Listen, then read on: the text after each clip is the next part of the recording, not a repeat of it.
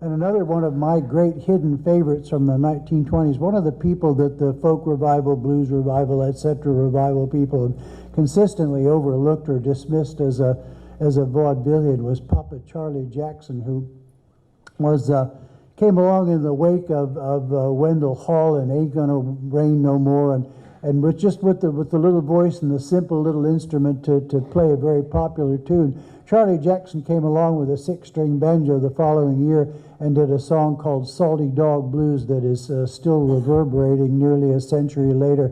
And I'm very anxious to hear Cary Moskovitz tell us about it. Thank you.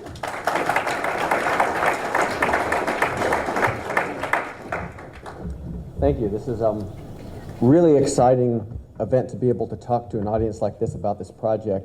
It's also exciting because so often at conferences when people submit proposals about the work we're going to be talking about and work in progress and how that timing lines up to the actual time to give the talk.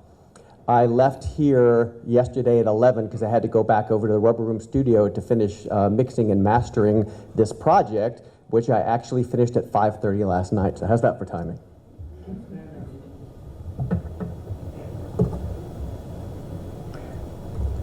Sorry, it's logged me out. Here we go. So last June, almost a year ago today, I was at the Mount Airy Fiddlers Convention. Any of you been there? Yep. Jamming up on the hill with some folks on Saturday night, having a really great session. And a friend of mine, Jen Maurer, a bass player, pianist, a fabulous singer, had come in she had, I think, 36 hours to come from Ohio to Mount Airy. And we were playing. Dom Flemons came by, was in town, and we had a great jam, about, I don't know, 6 or 7 of us. And among the different tunes we played were a couple of Papa Charlie Jackson tunes. The next morning, I ended up jamming with Dom, here it comes now, for probably about an hour. We sat down, and I don't remember which of us talking about the jam last night played a Papa Charlie Jackson tune first. And I don't know if I did, and then Dom said, "Oh, do you know this one?" That's a great tune. I don't play that one. Do you know this one? Oh, I never did that one. And I think for probably an hour we traded off Papa Charlie Jackson tunes. It may be the only place that that's actually ever happened, I'm guessing, where people sat down and played an hour's worth of solid Papa Charlie tunes. Later that day, I bumped into Dom and just thinking about all this wonderful music. And when I play these songs with other people, and a lot of Papa Charlie songs I've been performing in a band I play with, audience members seem to love them, other musicians seem to love them. There's just a lot of really, really great tunes. I bumped into Dom and said, we ought to do some kind of tribute project. People need to know this music. And so that's basically where the seed for this originated. It turns out that there are a few Papa Charlie Jackson fans scattered around the country, and I've, along the way in the last year, bumped into a lot of them who have really helped take this project from this idea to what it's become, which is really exciting. I was able to get, I think, a total of 10 different people to contribute both vocals and instrumental performances on a CD that's going to be released in, if all goes well, about 2 months on Document Records as a 2-disc set. So we did basically newly recorded interpretations of 15 Papa Charlie Jackson songs, not all of which were his original songs. And Gary at Document is actually next week going to be remastering those 15 tunes and to come out as a 2-disc set. The idea of this project was really to get more people to appreciate, as was mentioned, the fact that there's a wonderful songster that is just underappreciated. Really great songs, great performances. Papa Charlie Jackson was a really interesting and talented player and a great deliverer of songs. So I'm really excited that this project is actually coming to fruition here very soon. So like a lot of the people, and it's interesting the comments that were just made about Doc Watson's background. I mean, really we can think about him as being a songster as well. That Jackson played a mixture of kind of vaudeville songs, some stuff probably from Tin Pan Alley, blues songs, some songs that were written by others, reinterpreted by him, some songs that he most clearly penned himself. According to his draft card, which was uncovered by guy down in Alabama, Randy Meadows. He was working the docks of Gulfport, Mississippi in 1917.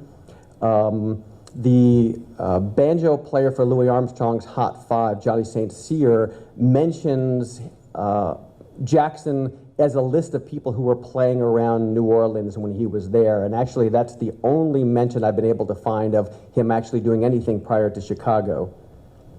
And then he moved up to Chicago and was playing on the streets, and discovered by Mayo Williams, who himself is an interesting guy, a football player, African-American college graduate, who really didn't know much about music or the music business, and was given the job of kind of running Paramount's race records, not, as it turns out, on a salary, but basically on a percentage basis, which I think is kind of interesting fact that I'll get to in a second.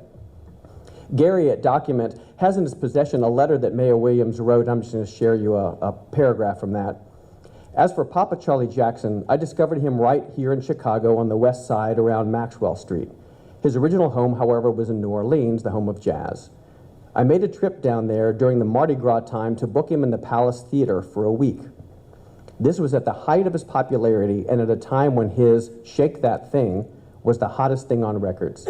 In fact, Shake That Thing was the theme song adopted by many of the Mardi Gras revelers as it expressed the spirit of the occasion. Papa Charlie thrived on salty songs and became one of the most popular recording artists of the era. I would say that he helped put the roar in the Roaring Twenties. Now, clearly, Mayo Williams is not an unbiased source here, right? He wants, as at least a point of record, to amplify, if anything, Charlie's background and importance. But I think it is a good place to start in thinking about the importance of Papa Charlie Jackson in American music. There's not been much written about Jackson, although I think there's probably a lot of historical digging still to be done. But just to give you a sense of his importance in the musical world, I'm just going to read you a few quotations from some different sources here. So first, Elijah Wald, his Grove Music Online Blues, so this is his section on blues, says, in 1924, a New Orleans-born six-string banjo player named Papa Charlie Jackson became the first male singer successfully to challenge the recording monopoly of the Blues Queens. Paul Oliver, who many of you I'm sure know, wrote in his Blues in the 1920s first recordings, quote, many of these so-called classic blues singers came from the South or from border states and had heard rural singers whose blues they borrowed. With Papa Charlie Jackson's Papa's Lottie Lottie Blues, recorded with banjo accompaniment in 1924, the recording industry began to make known the songs of the country tradition. Paul Finkelman's Encyclopedia of African-American History wrote, quote, at the turn of the century, Black American music was bristling with creative energy, and by the 1920s, seminal blues and jazz recordings were made by the likes of, get this list, Papa Charlie Jackson, Blind Lemon Jefferson, Ma Rainey, King Oliver, Jelly Roll Morton, and Louis Armstrong. That's pretty good company there. More recently, in issue of Popular Music in honor of Paul Oliver, this is from 2007, says, the first significant blues recordings by a black male singer came out in 1924 from the minstrel show singer Papa Charlie Jackson. So clearly this is someone who deserves, for historical reasons, to be known and acknowledged. I'm hoping that you'll leave today, if you're not already a fan, appreciating him not as a historical figure, but for someone who made some really great music. So why don't many people know his music? Well, I'm going to speculate here that one of the reasons is Paramount was making some pretty crappy recordings. Just the quality of the music itself, people like us can stand to listen to these recordings, but not many other people. A lot of his stuff is humorous, has the kind of vaudevillian sensibilities that people were looking for when they went digging back in the kind of folk revival. And it may be that the fact that so much of his material is more lighthearted party music rather than capturing the kind of Negro experience that I think a lot of folks were looking for, and they're looking for blues music, might have had something to do with it. Also the fact that he wasn't a guitar player. He played this banjo, six-string banjo guitar, and it's a quirky instrument. So I think altogether, those may at least be some of the reasons why he's certainly not as well known as he ought to So, coming back to this disc, the idea here was not to do any kind of historical recreations. That's not what I'm into as a player, but to find people who were passionate about this music, who could do some new interpretations capturing the sensibilities of these songs to make them accessible and enjoyable to modern audiences, and then also, hopefully, as a gateway to make it easier for people to go back and listen to those original recordings, right? It's a lot easier to listen to noisy recordings once you know the music or into the music than starting out from scratch. So those of us on the recording, the three principal people, myself, Adam Tanner, who's a really wonderful multi-instrumentalist and singer based out of Asheville, North Carolina, and Jen Maurer from Ohio. A couple of people guest and do some guest vocals and playing on there, Dom Flemons and Jaron Paxton. And then a variety of other people. Adam's going to be here to play with us Saturday night. Also will be Joe DeJournette. I know some of you know Joe, a great bass player. Chris Frank from the Red Clay Ramblers plays on a few tunes. Sam Retman, harmonica player from Ohio. And then some of the folks that I play with locally here, Ed Whitkin, Ritas Vicalis, and Berkeley Grimble. And Berkeley will be here playing clarinet and bass clarinet on Saturday as well. So to get to the music, I'm going to start by playing you two pieces of tracks. I'm going to play an excerpt of the originals and then an excerpt of our recently minted versions. Papa Charlie's first session in 1924 had two sides, Papa's Lottie Lottie Blues and Airy Man Blues, and it's a very interesting pair of choices to start with. So what we know only a street corner reputation, Williams felt that his uniqueness would commend him to record buyers. An avid tap dancer, he was particularly taken by Jackson's beat. Quote, "I could just see myself dancing to Papa Charlie, but not to those other artists." He said, if you follow Papa Charlie, you find he had good rhythm. You could dance by nearly every song Papa Charlie made. He was a one-man band. Jackson, according to Calt, was the first black recording artist to perform and record dance music, which most city musicians and street singers did not play. Williams also said, quote, "I was looking for something like that, something different. He was a hell of a banjo player." Now, Jackson was clearly an experienced player, had been playing on the street, had been playing in New Orleans. He surely had a repertoire. And the fact that the first thing he cut was this song called Papa's Lottie Lottie Blues is interesting because it's almost a slow motion song. It's delivered very slowly. It has very few lyrics. A lot of it is baby, baby, baby. And I wonder if, I'll pass on that. But it's among his tunes, certainly not one of his danceable ones, nor does it show off his quite able facility on the banjo. It's a simple 8-bar blues progression, although maybe a little atypical, then it starts on a 4-chord. And just a little bit about the lyrics. So the very first line that Papa Charlie Jackson ever recorded was, "I love my baby and my baby do love me."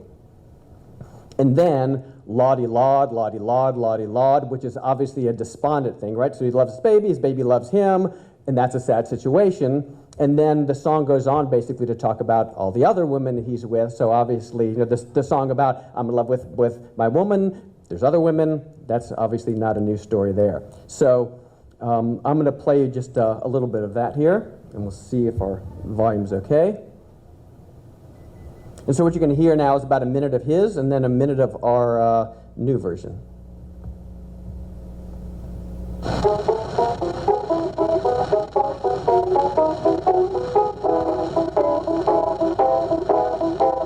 I love my baby and my baby do love me.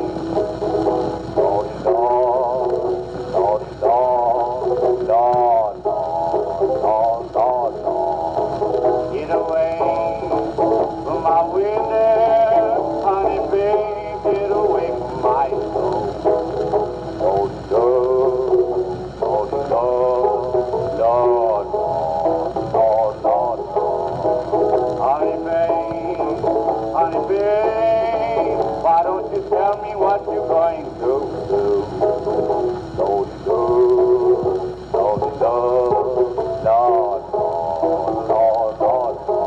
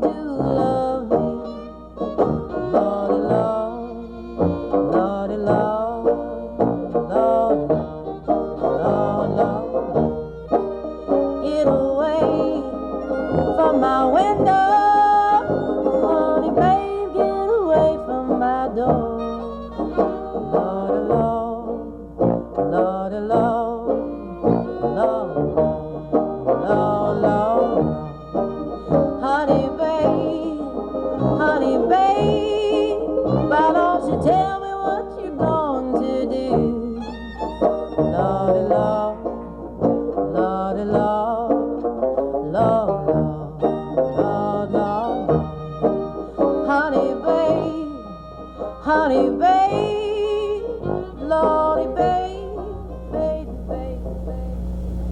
I'm so glad I got Jen to sing that song. She does it so well. Dom's playing six-string banjo on that, Adam Tanner fiddle, and Chris Frank tuba. So that was the first tune that Papa Charlie recorded. The second song is almost as different as could be. This one has lots of words, very idiosyncratic language, and the words come out kind of fast and furiously. It also is a kind of interesting tune harmonically. It has a lot of time where it's just, for those of you who are in the music theory thing, sitting on the one chord and then has a kind of 2-5, 1, 2, 5, and then back 1 for the verse. And then a very typical bridge, which is a 3-6, 2-5, 1. Lots of songs in the era use that. First time he plays it, he plays that progression and then plays it again back to back, which is unusual. And then at the end of the tune, he actually plays it, I think, 4 times in a row as his outro, which is really strange, but works brilliantly, I think. So here's his version of this, and then ours. The other day, she walked all out on State Street, just to pass the time away. Then she walked in the hot tank, darling, babe, and these are the words to say. Gonna smoke a lump hop, gonna drink a tea, every time I bring a yak on me. You can keep on talking, little darling, babe, but don't need no Harry man. I want these rounds of Illinois, babe, to thoroughly understand. But you can bring in my words, you can bring in my crew, you wind my shirt, you can bless my soul, you can get yourself together, you can ride with the weather. I don't need no Harry man.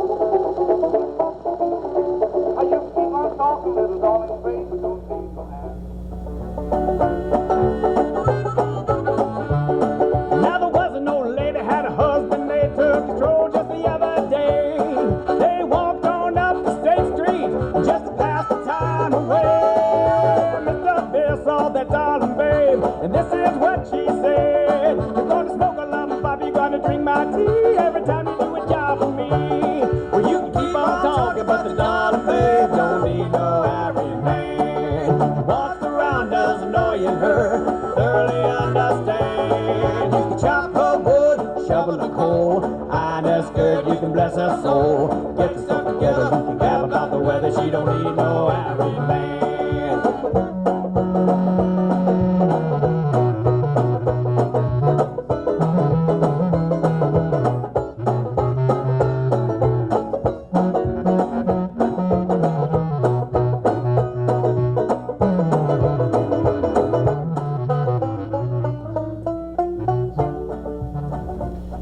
That's Berkeley Grimble playing that great bass clarinet, and you'll get to hear that Saturday if you're still around. So, just briefly, a little bit on Papa Charlie's influence on on others, recording industry and other performers. Paul Oliver, from his wonderful book Barrel House Blues, Location Recording an Early Tradition of the Blues, says this: companies like Columbia and Black Swan sought to cash in on the new market by recording other female vaudeville artists singing blues. They drew heavily on singers from Harlem and Chicago's South Side. Up to this point, there'd been little incentive to look farther afield for new artists, but it was increasingly evident that male artists were largely being overlooked. An exception occurred when the banjo-playing clog dancer, I don't know where that particular piece of information came from, but it's interesting, from New Orleans, Papa Charlie Jackson, who had been on vaudeville shows, was recorded by Paramount.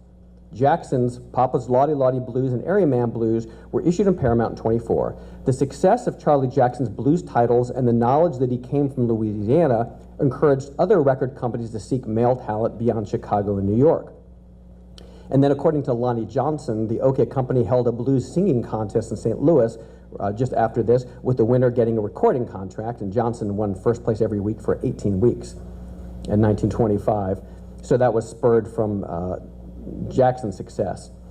Jackson plays almost all of his recorded material sung solo, accompanied by his banjo guitar. He records a few songs on flat top. He accompanies some other artists. He was also kind of a studio guy for Paramount at the time. And people like Ma Rainey, Lucille Bogan, Ida Cox, he accompanies, sings or talks during some of their performances. And he also recorded a couple of tunes with Freddie Keppard's Jazz Cardinals in 1926. He did a second version of Salty Dog Blues with them. Johnny St. Cyr says, quote, that Keppard was the Louis Armstrong of his day, that he set a precedent for hot trumpet players. So the fact that, again, that Jackson's recording with kind of the hot jazz guy of his day said something about it. And those tunes are very different than his others, but we did a couple of songs in that spirit, not the same ones that he did. One of them is one of my favorite Papa Charlie tunes, Mama Don't You Think I Know, which is, I think, also got some of his funniest lyrics. I'm going to play here for you again about a minute of his version and a minute of ours.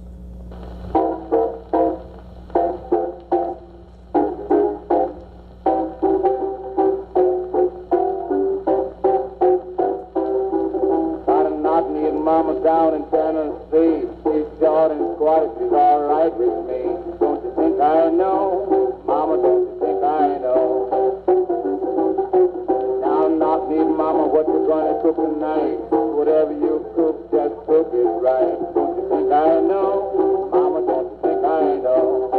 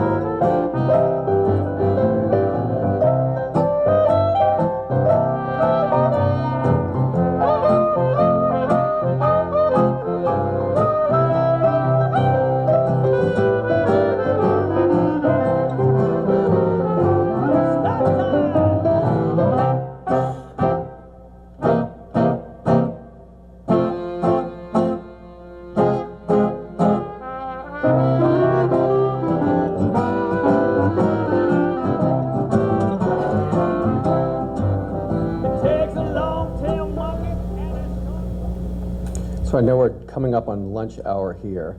I'll just make a couple of quick comments, and then hopefully there'll be a little time for folks to talk to each other about Papa Charlie and maybe to me and tell me things that I don't know. There's, of the material that I've been able to find kind of historiographically, something that you can put your fingers on and say, okay, well, at least we know what the source of this information is. Almost all of it seems to come from either interviews with Mayo Williams or from Big Bill Broonzy, who did at least one, and I'm hoping, I think, another interview with Studs Terkel in the 50s. And I want to thank Allison Sheen from the Studs Terkel radio archive. You'll be hopefully hearing from her soon, who has just been incredibly generous with her time and helping me get my hands on some of that stuff. So this is what Broonzy says in an article that he an autobiography that he collaborated on, I guess, for the Jazz Record Journal, was called Baby I Done Got Wise. He says, I didn't play any for a few years, he was originally a fiddler, until I met Charlie Jackson in 1924. He found out I could play a fiddle and he had me come around. John Thomas, Theodore Edwards, and Charlie were all playing on the West Side. Charlie first got me started in guitar at that time, showed me how to make chords, and then I played around a little with John Thomas. Charlie was a well-known recording artist at that time, and he got me to go to Mayo Williams, who was working for Paramount then. Another interesting connection was with Sam and Kirk McGee. The McGee brothers accompanied Uncle Dave Macon on the Grand Ole Opry. They were kind of the, I don't know, maybe if not the house band, certainly some regulars in the early days there. And Kirk was drawn to the blues recordings that began circulating. According to historian Charles Wolfe, Kurt McGee learned Salt Lake City blues directly from Jackson's recording. Now, so here's some just interesting stuff about the instrument. So you all probably are well aware that there's not many people who became famous playing or even played much of a banjo guitar. St. Cyr with the Hot Five was one of them, Charlie Jackson. Johnny St. Cyr first recorded with Louis Armstrong in 1925. He and Jackson were both from St. Louis. St. Cyr built his own 6-string neck and put on a 4-string pot on recommendation basically from the band leader that he be able to make his instrument a little bit louder.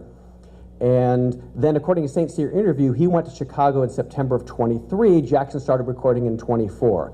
I don't think anybody yet has done any serious research to find out about the connection of that instrument between those two people. It's hard to believe it didn't exist. I have not yet been able to find anything. Sam McGee recorded Salt Lake City blues not too long after that, doing kind of a version that's clearly influenced, although much more country. Maybe that's the connection to the country of this session heading here for this talk. So there are certainly some other places that we might talk about Jackson's influence. So very interestingly, recently, I started this project in June. I was then connected not long after that through Gary at Document with Randy Meadows, who discovered Jackson's grave only about 3 months prior, an unmarked grave in Lincoln Cemetery in Chicago. There's a roots nonprofit group called Killer Blues that exists basically to make headstones for unmarked blues player's grave. They have since made one, and in August, on August 18th, I don't know if any of you in the Chicago area, we will be doing a Papa Charlie Jackson celebration. So there'll be a ceremony at the gravesite to place a headstone, and then some of the folks from my recording, along with a couple of other people, are going to be coming in and doing a show at the Buddy Guy Legends Club that night. So that's really exciting to hopefully get some visibility for Papa Charlie here. So let me just finish with two things. One is, if any of you happen to be in the areas, we're going to do a house concert on Sunday outside of town here, and then on our way up to Chicago in Charlottesville, in Ohio, and then ending up in Chicago on the 18th. The dates are there. There are a stack there and in the back, just a little flyer about the project, my contact information, the dates of the shows that we currently know that we're going to be doing. We all have busy lives and have a hard time extracting ourselves to be on the road. Some of the people have full-time music gigs they got to show up for. But we're hoping that maybe over the next year or two we can do somewhere between 5 and 10 shows to bring this music to people live. If you know folks in your area, the institutions might be interested, please let me know. So I'm going to end with Jaron Paxton playing Scootalum Scoo, which is basically a somewhat silly dance tune, and the original is a fun tune, and Paxton, I think, just knocks us out of the park.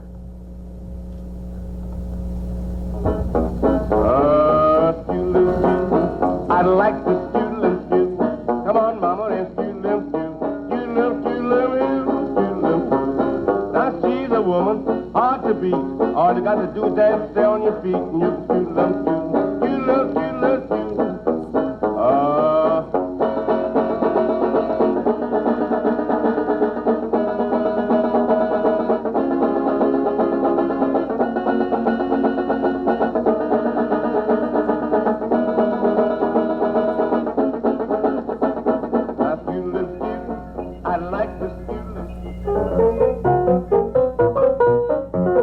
Like to Scootalum Scoo, oh, like Scootalum Scoo, oh, Scootalum Scoo, Scootalum, Scootalum who, Scootalum who. Now when you're out in society, don't forget to tell for me so you can Scootalum Scoo, Scootalum, Scootalum Scoo. I love to Scootalum Scoo, oh, just Scootalum Scoo. I like Scootalum Scoo, Scootalum, Scootalum Scoo, Scootalum Scoo. Now she's a woman hard to beat, all you got to do is just stay on your feet so you can Scootalum Scoo, Scootalum, Scootalum Scoo.